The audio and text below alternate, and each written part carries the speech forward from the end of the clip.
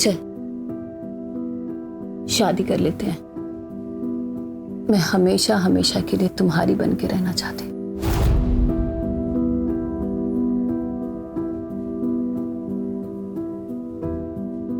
चल कर लेते हैं, पर तुम्हें आशीष को डिवोर्स देना होगा।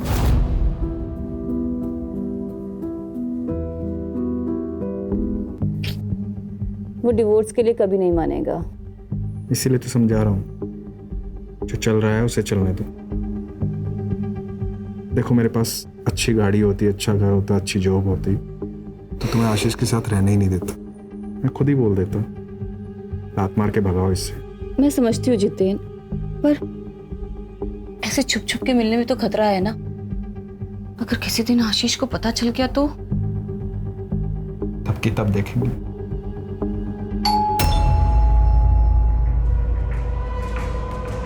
हे भगवान, वो आज इतनी जल्दी कैसे आ गए? तुम चुप हो जल्दी से।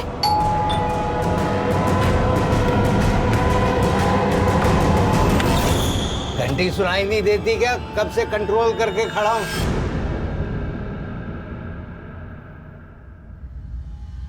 यहाँ टंकी फुल है मेरी, अभी खोलती नहीं तो यहीं टंकी खाली कर देता।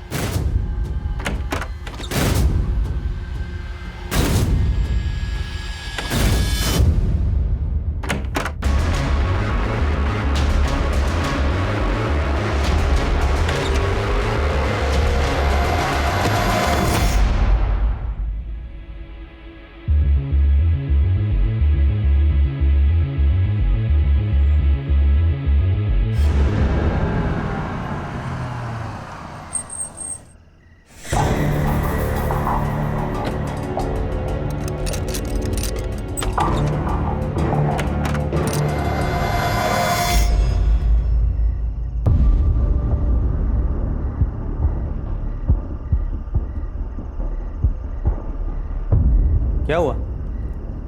सब लोग ऐसे क्यों देख रहे हैं? मैं कोई चोर हूं क्या? हम कब से तुम्हारा इंतजार कर रहे हैं। 2 साल हो गए तुम्हें जॉब छोड़े हुए, अब तक तूने दूसरी जॉब भी नहीं पकड़ी।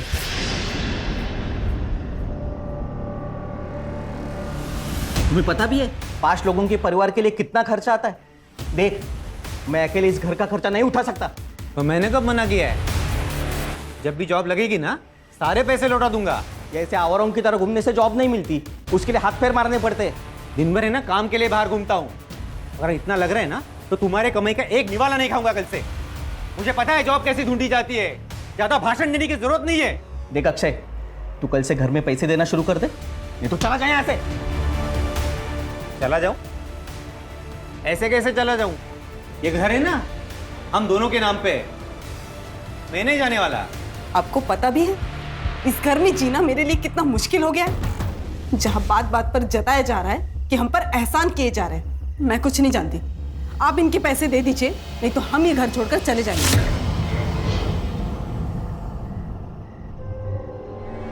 कोई कहीं नहीं जा रहा है। मेरे बेटे मेरे साथ एक ही छत के नीचे रहेंगे। हाँ तो पूछिए नहीं इससे, जॉब नहीं करता तो दिन भर कहाँ घूमता रहता है? दिन भर जहां भी रहता हूं ना, आपके लिए अच्छा ही है ना। मेरे हिस्से का 2 वक्त का खाने का पैसा बच जाता है। कैसी बात कर रहे हैं देवर जी? अनुराग ने कब आपको घर में खाना खाने के लिए मना किया?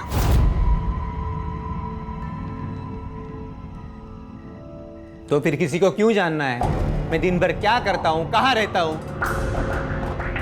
पापा आप ना हमें हमारा हिस्सा दे दीजिए। बस, दोबारा मुझे ये बात नहीं सुननी।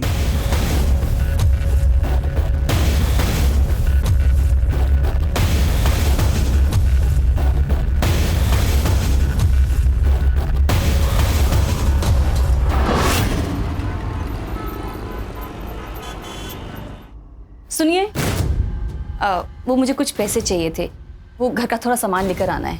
अभी 2 दिन पहले ही तो दिए थे 1000 रुपए। सुनो, क्या 2 दिन पहले? हाँ, जैसे तुम्हारी दारू महंगी हो रही है ना, घर गृहस्थी का सामान भी महंगा हो रहा है। दारू पीने के पैसे हैं तुम्हारे पास, पर घर गृहस्थी के सामान के लिए पैसे नहीं है। हाँ नहीं है पैसे, कर ले जो करना है। अरे मैं तुम्हें जाने नहीं दूंगी, मुझे पैसे चाहिए, मतलब पैसे चाहिए। हाथ छोड़, हाथ छोड़। अरे सुनो,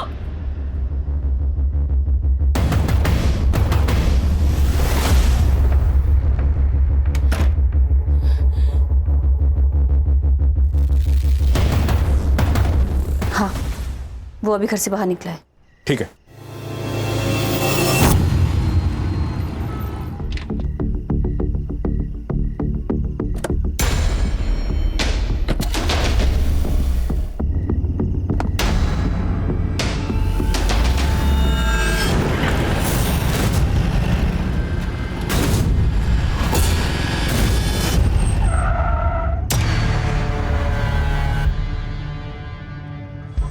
अरे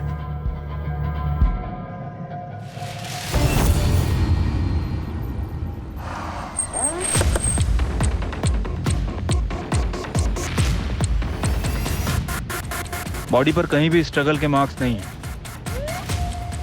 शायद मर्डर नहीं चाहता था कि कोई इसे पहचान सके।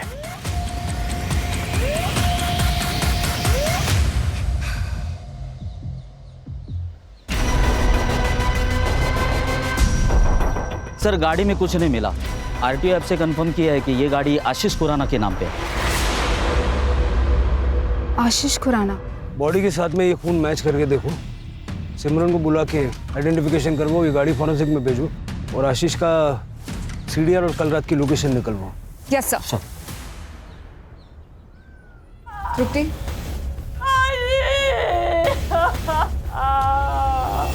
कल शाम को काम से लौटा तो थर्ड फ्लोर से चिकने चिल्लाने की आवाज़ आ रही थी। मैं समझ गया पुराना फैमिली फिर से झगड़ा कर रही थी। जाके देखा तो आशीष गुस्से से भाग गया। सर इन दोनों का तो लगा ही रहता है। आशीष शराब पी के आता है और फिर दोनों मियां बीवी में झगड़ा होता है। लेकिन कमाल की बात तो ये है सर कि कभी दूसरे आदमी से झगड़ा हुआ ही नहीं। कौन दूसरा आदमी? सर एक आदमी है, जब आशीष घर पे नहीं होता है ना तब वो घर पर आता है। मैं उसे जानती नहीं हूँ, लेकिन हाँ मैं उसे देखूंगी तो जरूर पहचान जाऊंगी।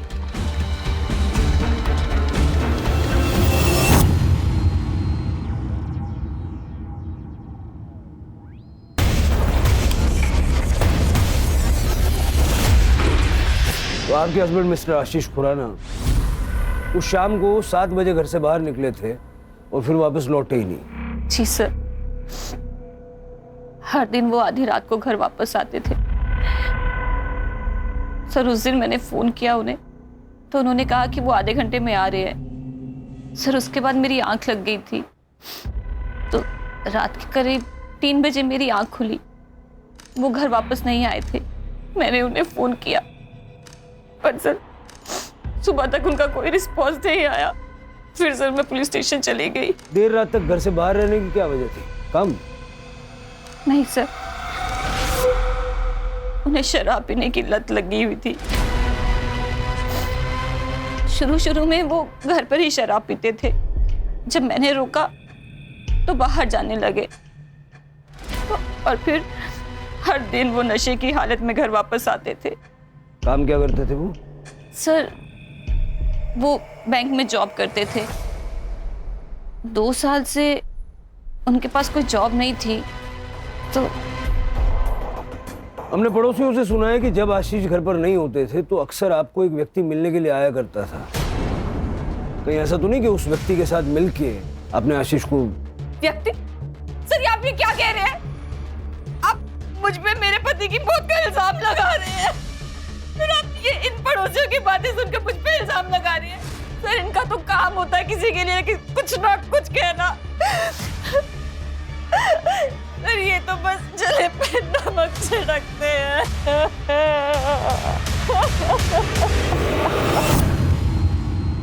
सर हमने बार का सीसीटीवी फुटेज चेक किया और जैसे मैनेजर ने हमें बताया वैसे ही आशीष बार में अकेला ही ड्रिंक कर रहा था और 11:45 को आशीष बार से अकेला ही निकला और आशीष के लोकेशन डिटेल के अनुसार वो नॉन स्टॉप ट्रैवल कर रहा था वहां तक जहां पर हमें उसकी बॉडी मिली, जो कि एक सुनसान जगह है।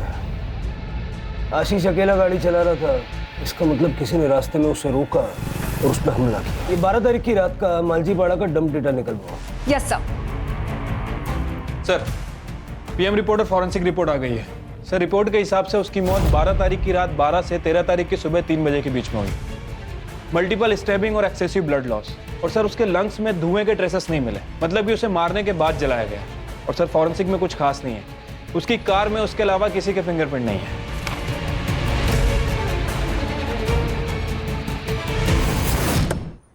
तू पहले मेरी बात सुन, मुझे कल शाम तक हर हाल में फैसला चाहिए। तू बस टाइम बोल, मैं पहुंच जाऊंगा. हाँ ठीक है. नागेश कोणाशी बोलतोय? कहीं फिर से वही? आई तू कशाला घाबरते एवढं?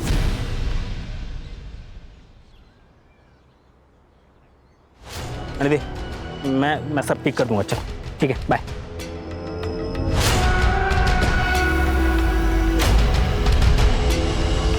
सर आशीष के कॉल रिकॉर्ड के हिसाब से उसे लास्ट कॉल किसी अक्षय संपत का आया था और बार से निकलने के 15 मिनट पहले तक वो उसी से बात कर रहा था.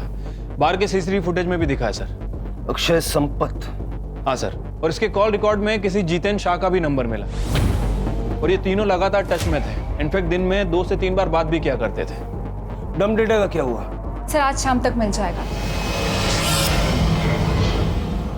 सर मैं जितेन और आशीष बरसों पुराने दोस्त थे. मुझे तो अभी भी यकीन नहीं हो रहा कि आशीष अब हमारे बीच नहीं है. 12 तारीख की रात को आप दोनों के बीच काफी बातें हुई थी फोन पे. क्या बात हुई थी? सर जनरली ऐसे ही फ़ोन किया था, इधर उधर की बातें की और रख दिया. उस वक्त तुम कहाँ थे? मैं घर पे ही था.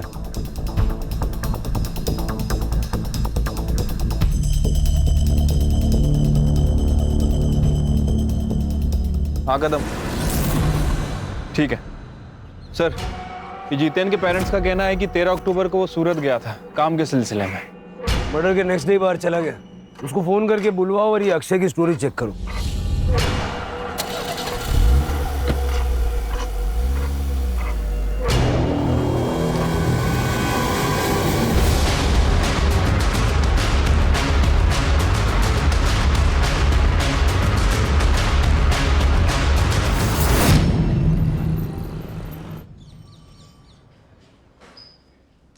झूठ क्यों बोला? जिस वक्त आशीष बाहर से बाहर निकला उसी वक्त तू भी अपने घर से बाहर निकला और फिर रात को 1:30 बजे तक तुम्हारा फोन स्विच ऑफ था. वो क्या है सर, मैं रात को अक्सर बाहर जाया करता हूँ. वो क्या है ना, मुझे पान खाए बगैर नींद नहीं आती. और रही बात मोबाइल की, तो मेरी मोबाइल की बैटरी डाउन हो गई थी सर, इसलिए स्विच ऑफ हो गया था. लेकिन मैं जैसे ही घर लौटा मैंने चार्जिंग पे लगाया और सो गया. कितने घंटे तक बाहर था? यही कोई लगभग 1 आध घंटा. पान वाले के वहाँ बहुत भीड़ थी क्या? 1 घंटा लग गया? नहीं सर, वो क्या है, मैं पान खाने के बाद ड्राइव पे जाता हूँ. वो ट्रैफिक कम रहती है ना रात को. कौन से पान वाले के वहाँ गया था? चौरासी पान वाला सर. अक्षय साहब वो तो हमेशा आते रहते साहब. उस रात को भी करीब 12 बजे आए थे. तुम्हें इतना यकीन कैसे है? उस रात उन्होंने मुझे 2000 रुपए का नोट दिया था. मेरे पास भी छुट्टा नहीं था. उन्होंने मेरे पे भरोसा कर लिया. वो बोले मैं रोज आते रहता हूँ, बाद में पैसे लेके जाऊंगा. ठीक है, थैंक यू. हाँ, अक्षय तो दिन रात घर से बाहर ही रहता है. घर में तो बस खाना खाने आता है. पता नहीं कौन से बिजनेस की प्लानिंग कर रहे हैं. हमारी तो छोड़िए, उसकी खुद की पत्नी भी परेशान रहती है. मतलब दिन भर वो काम की वजह से घर पे नहीं होता है. सालों से उसे पान खाने की आदत है, तो रात को 1-2 घंटे के लिए वो बाहर चला जाता है. सर पूरे घर का माहौल खराब करके रखा इसने. इसकी इन आदतों की वजह से हमने पूछना भी बंद कर दिया है. आप तो अक्षय की पत्नी है, आपको तो पता होगा ना कहाँ कितना वक्त गुजारते हैं आपके पति. सर मैं ज़्यादा कुछ पूछती नहीं हूँ उन्हें. जब तक वो आता है मैं सो जाती हूँ. इसलिए हम दरवाजे को लॉक भी नहीं करते, ताकि उन्हें जब भी आना हो रात को वो आ जाते हैं. अगर अक्षय ने आशीष को नहीं मारा है तो फिर कौन हो सकता है? ये जितेन का है? सर कल आ रहा है. सर डीएनए रिपोर्ट आ गई है. वो बॉडी आशीष की है और मैंने उसका बैकग्राउंड भी चेक किया. उसे शराब पीने की लत थी, इसके अलावा सब कुछ नॉर्मल है. कदम, ये जितेन के घर के बाहर नजर रखने के लिए कांबले को भेजो. जैसे ही वो घर पे पहुंचेगा उसको सीधा पुलिस स्टेशन लेके आओ. Okay sir. आशीष की वाइफ सिमरन, उसका क्या हुआ? सर उसकी सीडीआर चेक की, एक नंबर मिला है जिससे वो लगातार बात करती है. इंक्वायरी की तो पता चला कि उसकी बहन रश्मिका भल्ला का है. नॉर्मल बात है सर, लेकिन हर दिन घंटों घंटों बातें करना और एक ही दिन में 2-3 बार बात करना, ये थोड़ा अजीब नहीं लगता है? रश्मिका और सिमरन दोनों के सीडीआर और लोकेशंस निकलवाओ. सर, और इसके पास और एक जली हुई बॉडी मिली है.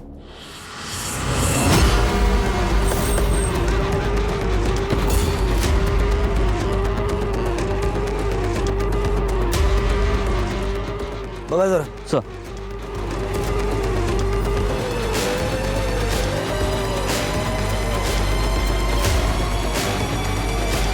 सर, बॉडी को पेट्रोल से जलाया गया है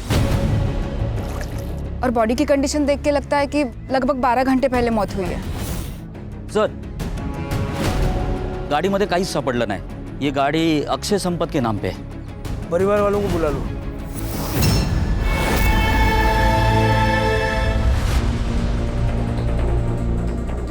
हमें बॉडी पर से ये वॉलेट, कपड़े और ये घड़ी मिली है।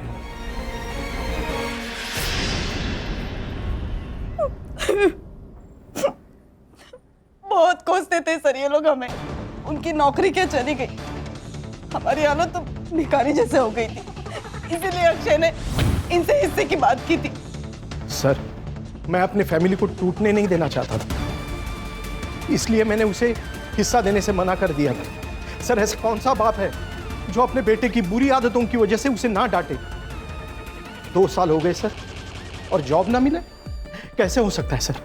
मेरा बेटा कामचोर हो गया था,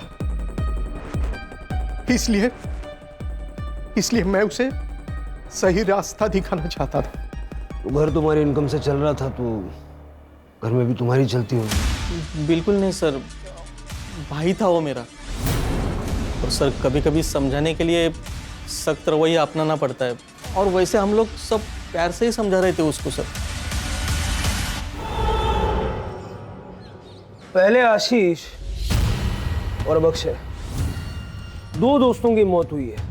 ये इत्तेफाक है या सोची समझी साजिश? दोनों मर्डर्स के बीच में कोई कनेक्शन नजर आ रहा है?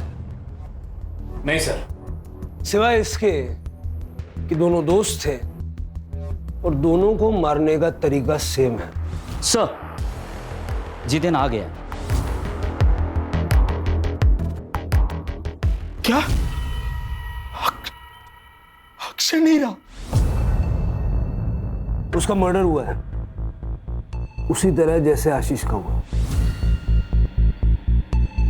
जब ये सब हुआ तुम कहां थे? सर, डायमंड के बिजनेस में हाथ आजमाना चाहता था। सूरत गया था अपने कजिन के पास, उसका डायमंड पॉलिशिंग का काम है। तुम्हारे अक्षय और आशीष के बीच में रिश्ते कैसे थे? तीनों गहरे दोस्त थे सर, एक दूसरे के बहुत करीब, लेकिन अब तो मैं अकेला।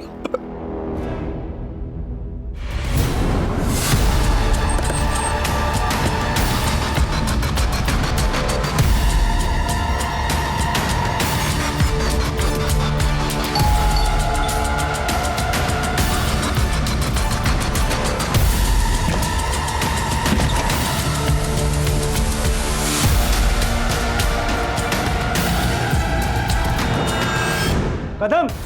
Yes sir.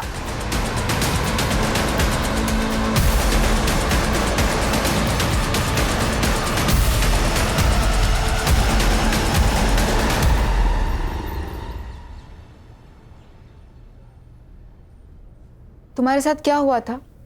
किसने तुम्हारे साथ ऐसा किया? अक्षय संपत ने किया। अक्षय संपत? मैम, मैं फंस चुकी हूँ, प्लीज मदद कीजिए।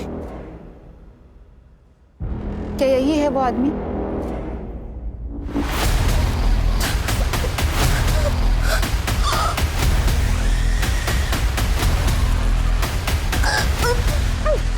सर, प्लीज आप बाहर जाइए।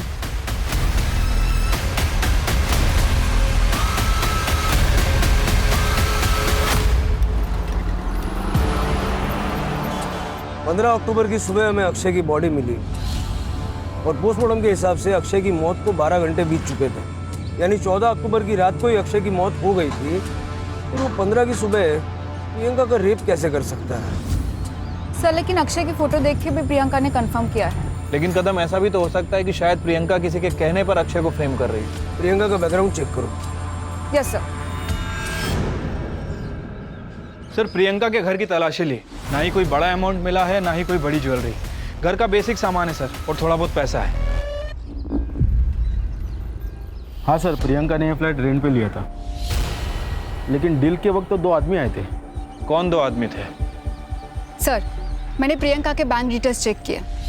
अक्षय संपत के साथ साथ एक और आदमी प्रियंका को मंथली अलाउंसेस दे रहा था। कौन? सर ये सच है कि प्रियंका से रिलेशन बनाने के लिए मैं उसे पैसे देता था, पर इसमें गलत क्या है? ये मेरे और उसके बीच की सेटिंग थी। सही गलत के बारे में तो मैंने पूछा ही नहीं। मैंने सिर्फ इतना पूछा कि ये सच है या नहीं। आशीष का क्या? आशीष का इस मैटर से कोई लेना देना नहीं था। प्रियंका वाले मामले में मैं और अक्षय इन्वॉल्व थे। प्रियंका ने कहा कि 15 अक्टूबर की सुबह अक्षय ने उसका रेप किया। कैसे हो सकता है? क्योंकि अक्षय तो 14 अक्टूबर की रात को मर चुका था। उसके पूरे शरीर पे चाकू से वार किए गए और बाद में पेट्रोल डाल के उसे जला दिया गया। और वो बॉडी अक्षय की ही थी, क्योंकि उसका डीएनए उसके फादर के साथ मैच हो गया। तो इस बारे में अगर तुम कुछ भी जानते हो, ये सही वक्त है, बता दो। सर ये हो कैसे सकता है?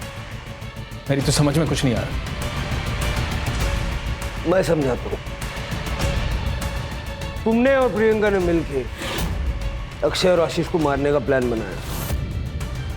तुम्हारा मोटिव क्या था? पैसा या कुछ और? सर ये आप क्या कह रहे हैं? आप इल्जाम लगा रहे हैं मुझ पे। मेरा इन दोनों मर्डर से कोई वास्ता नहीं है सर।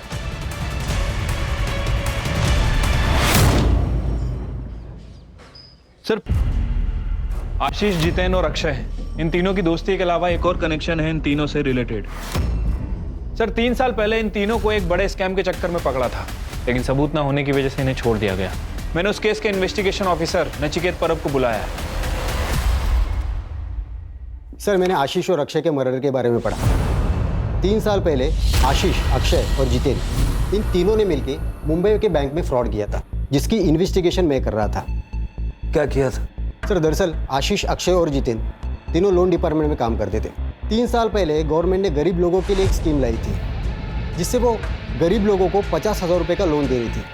500 लोगों ने लोन के लिए अप्लाई किया था और उन सबके लोन इन तीनों ने पास किए थे। बैंक ने 2.5 करोड़ का लोन दिया था, लेकिन उन लोगों ने ये पैसा एक नकली एग्रो कंपनी में ट्रांसफ़र किया था, जो कंपनी इन्होंने बनाई थी। कई सारे वेंचर्स कैपिटल्स को इनकी नकली कंपनी का आइडिया पसंद आया और उन्होंने उस कंपनी में 10 से 12 करोड़ रुपए डाले। तब तक इन लोगों ने एक बड़ा सा ऑफिस लेके उन सबको झांसे में रखा और जैसे ही इनका काम बन गया, उन्होंने ऑफिस बंद किया और फरार हो गए। जब वेंचर कैपिटल्स को एहसास हुआ कि वो कंपनी नकली थी, तो उन्होंने एफआईआर दर्ज की। सर हमने तो सारे प्रोटोकॉल्स फॉलो किए थे। यस सर, हमने तो पूरे वेरिफिकेशन के बाद ही लोन सैंक्शन किया था उन लोगों को। सर लोन लेने के बाद वो लोग अपने पैसे का क्या करते हैं, हमारा लुकआउट नहीं। उन लोगों ने तुम्हारे कहने पे अपना सारा पैसा तुम्हारी नकली कंपनी में लगा दिया। सर किस कंपनी की बात कर रहे हैं आप? सर आप क्या बोल रहे हो ना, कुछ समझ में नहीं आ रहा है। सर हमारे हाथ में कोई सबूत नहीं था, इसलिए केस को बंद करना पड़ा। 12.5 करोड़ गायब थे, 10 करोड़ वेंचर कैपिटल्स के और 2.5 करोड़ बैंक के, जो बैंक ने लोन में दिए थे। और केस के चलते इन तीनों को सस्पेंड कर दिया गया। सबसे इंटरेस्टिंग चीज़ ये है कि इतना बड़ा घपला करने के बाद भी कहीं कोई प्रूफ नहीं मिला। सर क्योंकि उन्होंने अपने या अपने फैमिली के नाम पे कुछ भी नहीं रखा था। उन्होंने नकली नाम, नकली एड्रेस, नकली पैन कार्ड और नकली आधार कार्ड से उस कांड को अंजाम दिया था। और रजिस्टर ऑफ कंपनी में भी उन्होंने किसी को घूस खिला के अपनी कंपनी रजिस्टर करवाई थी, इसलिए किसी ने अच्छे से कंपनी की जांच पड़ताल भी नहीं की। तो ये थी वो मिसिंग कड़ी। तो तुमने जितेन की मदद इसलिए की ताकि वो अक्षय और आशीष को मार के उनका सारा पैसा हथिया सके। मैंने कुछ नहीं किया है, मैं तो खुद एक विक्टिम हूँ। पापा अक्षय और जितेन अंकल के लिए काम करते थे। उनकी डेथ के बाद मैं और मम्मी बहुत अकेले हो गए थे। मुझे अपनी आगे की एजुकेशन के लिए पैसे चाहिए थे। मैंने जितेन अंकल को कहा, उन्होंने मुझे बुलाया और मेरा फायदा उठाया। बाद में अक्षय अंकल ने भी यही किया। तुम्हारी कहानी पे कैसे यकीन करें? अक्षय की 14 तारीख की रात को मौत हो गई थी, फिर 15 तारीख की सुबह को वो तुम्हारे साथ कैसे हो सकता है? मैं कसम खा के कहती हूँ, मैंने कुछ भी झूठ नहीं बोला है। उस दिन सुबह अक्षय ही था। कल हॉस्पिटल से डिस्चार्ज मिलेगा, शहर छोड़ के नहीं जाना।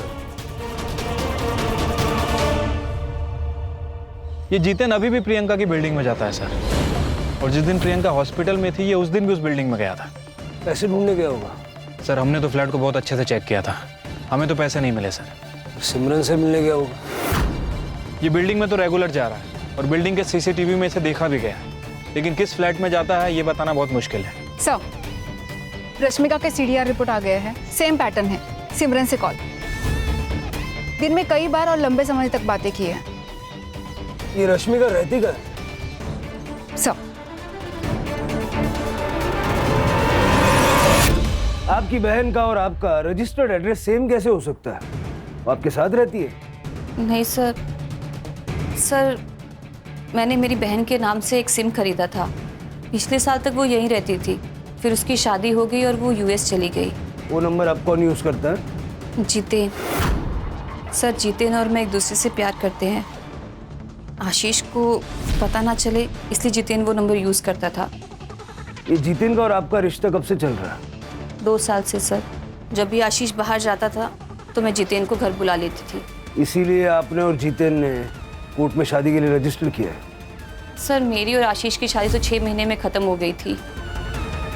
आशीष को मेरे साथ रहने में कोई इंटरेस्ट नहीं था।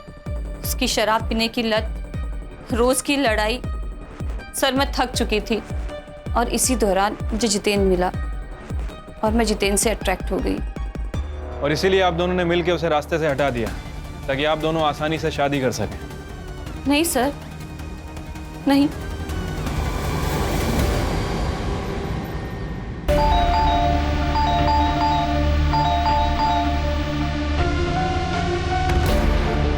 सचिन, अच्छा हुआ तुम आ गई। देखो ना, बहुत स्मेल आ रही है, गेट भी नहीं खोल रहा है। मैं पुलिस को फोन करता हूँ। Hello hello, police station.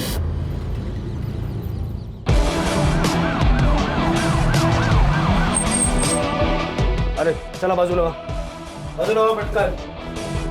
Sir, ये मकान मालिक है, इन्होंने फ़ोन करके मुझे बुलाया था। दरवाजे के अंदर से बदबू आ रही थी सर। हम आपके आने का इंतजार कर रहे थे, इसलिए हमने दरवाज़ा नहीं खोला। एक चाबी होगी ना आपके पास? खोल दीजिए।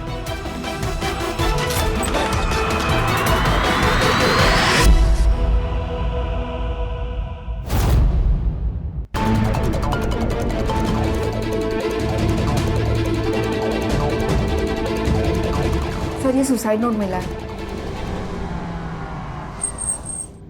सर, आशीष और अक्षय की मर्डर की इन्वेस्टिगेशन कहाँ तक पहुंची है? देखिए, इन्वेस्टिगेशन अभी चल रही है, अभी कुछ कह नहीं सकते। आप लोग कुछ कहते ही क्या है सर? 2 लोगों का मर्डर हो चुका है और दोनों के ऊपर 12 करोड़ की लूट का इल्जाम है। एक लड़की ने सुसाइड कर लिया, चाहे तो आप उसको बचा सकते थे अगर आप अपना काम ढंग से करते तो, लेकिन आप लोगों ने ऐसी कोई कोशिश नहीं की। जवाब दीजिए सर। मैम, अभी इन्वेस्टिगेशन चल रही है, जो भी अपडेट होगा हम आप लोगों को बता देंगे। प्लीज चलिए आप लोग। सर आइए। सर, आप रात को सुकून की नींद कैसे सो पाते हैं जानते हुए कि आपकी वजह से किसी की मौत हो गई है? क्या आपको बुरा नहीं लगता इस बात का? जवाब दीजिए सर, हम सब जानना चाहते हैं इस बारे में। आप लोग प्लीज चलिए। लेकिन सर, हमारे सवालों का क्या? मैडम आगे बात चला।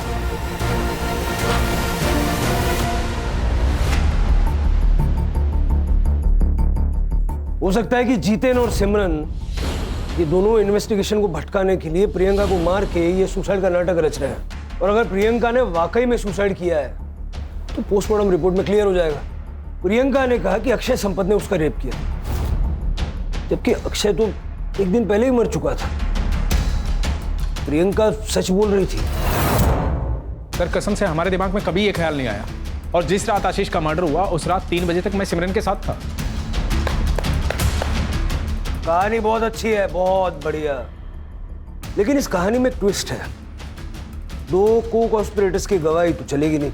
आशीष को मारा पैसों के लिए और प्रियंका को मारा हमारा ध्यान भटकाने के लिए। सर, ये आप बार बार क्यों कह रहे हैं? जो मैंने किया ही नहीं उसको क्यों बुलवाना चाह रहे हैं आप मुझसे? सर, ये गोविंद संपत परिवार की हिस्ट्री चेक की है। पता चला है कि गोविंद की गीता नाम की भाभी है। ये गोविंद गीता को कुछ पैसे भी ट्रांसफर किया करता था और गीता का एक बेटा भी है, नागेश नाम है उसका। और गीता ने पनवेल पुलिस स्टेशन में उसकी मिसिंग कंप्लेंट भी कराई है। 14 तारीख से गायब है, 14 अक्टूबर से।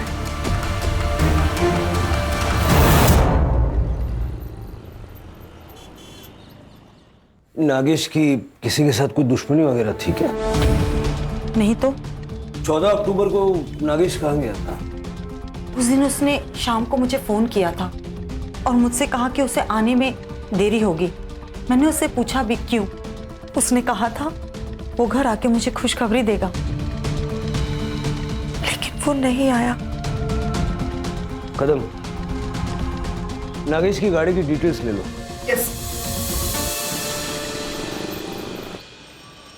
सर, नागेश के सीडीआर रिपोर्ट के अकॉर्डिंग उसे 14 अक्टूबर की शाम को थाने के किसी पीसीओ से फ़ोन आया था। सर, जब मैंने उसकी लोकेशन डिटेल्स चेक की तो उसने पनवेल से लेकर थाने तक ट्रैवल किया है। और सर, इंटरेस्टिंग बात तो ये है कि उसकी आखिरी लोकेशन वहाँ पर मिली है जहाँ पर हमें अक्षय की जली हुई बॉडी मिली।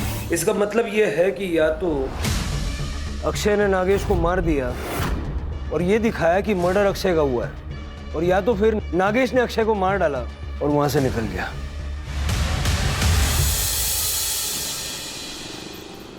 सर, ये नागेश का फोन थोड़ी देर पहले पुणे में ऑन हुआ था, लेकिन स्विच ऑफ हो गया। सिम कार्ड डीलर को ट्रेस। सर,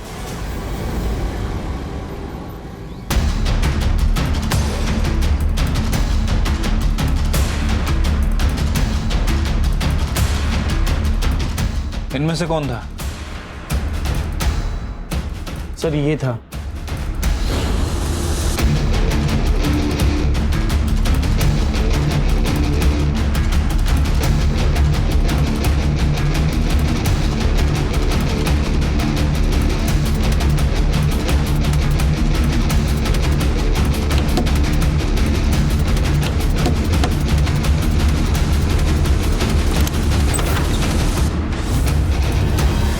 मैं संपत परिवार के पड़ोस में ही रहती थी।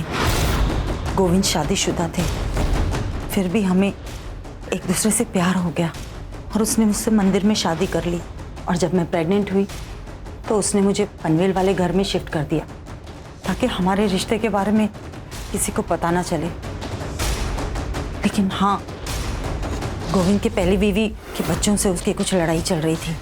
प्रॉपर्टी और पैसे के हिस्से को लेकर गोविंद नागेश को हिस्सा देना चाहता था, लेकिन अक्षय और अनुराग को मंजूर नहीं था, इसलिए कई बार उन लोगों में झगड़ा हुआ। तू पहले मेरी बात सुन। मुझे कल शाम तक हर हाल में फैसला चाहिए। तू बस टाइम बोल, मैं पहुंच जाऊंगा। और किसी से उसकी कोई लड़ाई नहीं थी।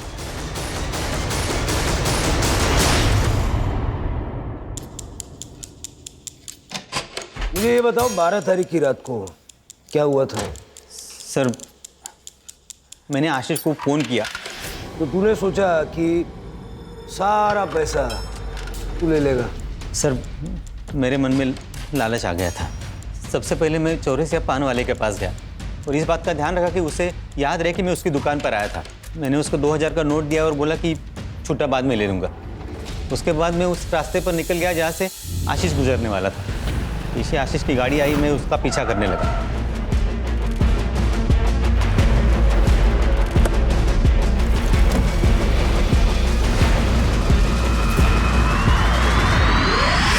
सर, बैंक के फ्रॉड से हमें 12.5 करोड़ रुपए मिले थे। वो सारे पैसे हमने आशीष के पास रखे थे। नीरज और मैं बार बार उसे कह रहे थे कि हमें हमारा पैसा दे दे ताकि हम भी हमारी ज़िंदगी में आगे बढ़े, लेकिन वो हमेशा हमारी बात टाल देता था। अब ये अक्षय आशीष को कुछ नहीं बोलता था, मैं ही उसके पीछे पड़ा रहता था। मैं कहता था, अरे जब पैसा है और उसे इस्तेमाल नहीं कर सकते तो क्या फ़ायदा। मुझे नहीं पता था ये कमीना उसे मार देगा। तू भी कोई बड़ा दूध का धुला नहीं है, समझा ना? Control control. पैसा कहाँ छुपा है? सर, ये सब करके मैं घर आ गया और पैसे गिनने लगा। तब मेरा भाई अनुराग, उसने मुझे देख लिया। मुझे उसे सब बताना पड़ा। तब अनुराग ने मुझे एक आइडिया दिया।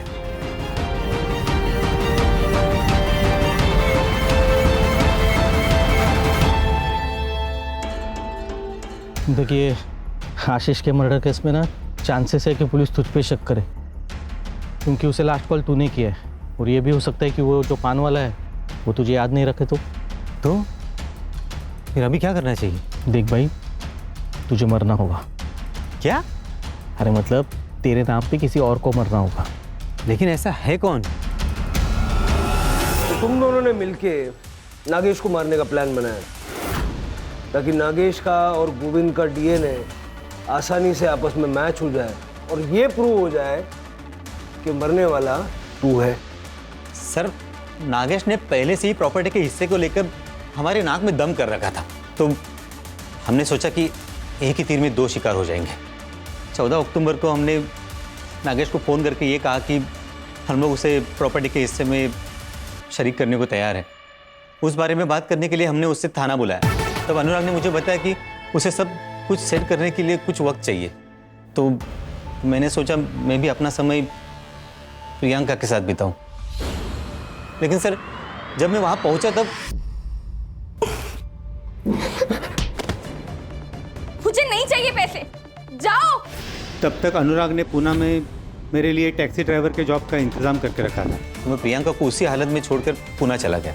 वहाँ जाकर मैंने नागेश की गाड़ी बेच दी और नकली आधार कार्ड बनवाए। चार्जशीट बनाओ और वो अनुराग को ढूंढ के ले आओ। चलो।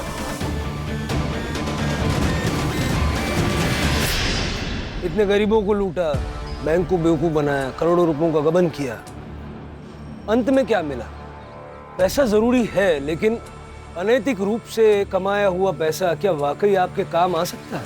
सर, जैसे आपने बताया था, मैंने प्रियंका के होम टाउन का एड्रेस निकाल के उसकी माँ को पानीपत में खबर पहुंचा दी है और उनको ये भी बताया है कि उनकी बेटी कॉल सेंटर में जॉब करती थी।